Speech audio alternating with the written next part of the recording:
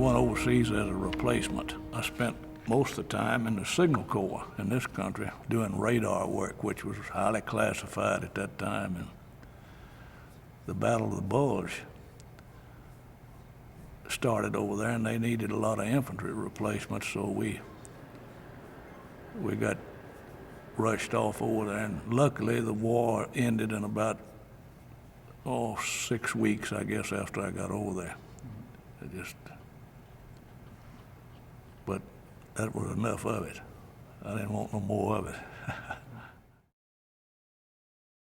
I made this little old record here of what little I did during the war, and just to give my daughter, and I kept a copy of it for myself. The bombed out city of Nordhausen was the location of a concentration camp, a slave labor camp where hundreds of corpses lay everywhere side by side, some still living.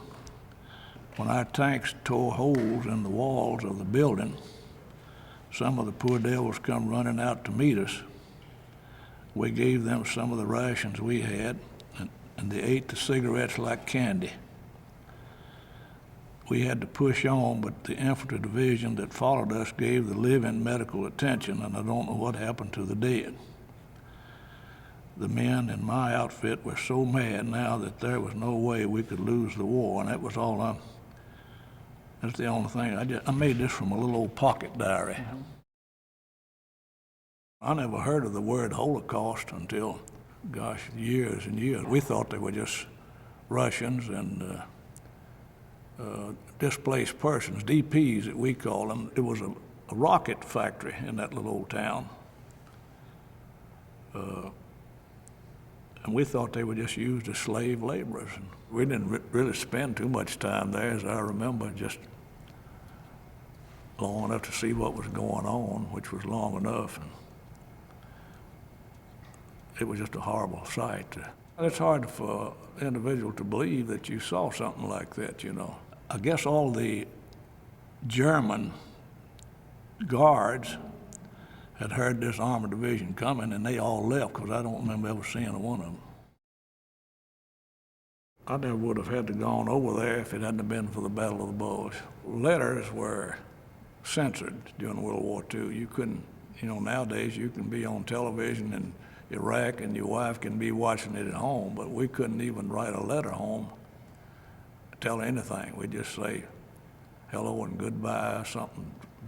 And so I'm sure it was a long time after the war. After they stopped censorship, it was after the war was over. And of course, I didn't make too much out of this, because I didn't think it was too much, too much to it, not knowing that there was a Holocaust, you see. At the time, if they'd have told me that's what that was, I don't know whether I'd have believed it or not, because I would have thought those German civilians would have had more sense than to let something like that take place around there. I saw a picture one time where it showed all the German officers that were guards at this place. They lined them up out there against the wall outside and just shot every one of them. I guess Dachau was liberated by, was it George Patton? Yeah. And he called the higher officers in there to look at it, and the news media, and because he knew nobody would believe him. My daughter works at the public library, and she run across that Nordhausen somewhere in the internet,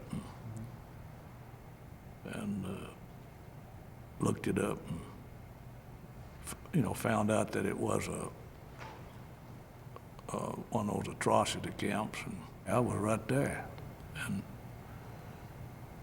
I just didn't connect it with anything like a Holocaust, but I'm sure there was one. They look to you almost 60 years later as the greatest moment of their life when you came in. Yeah. And 60 years later, they still remember that. How does that make you feel? Well, it makes you feel pretty good. It's really the first time it's been brought up. You got more out of me than I thought you would.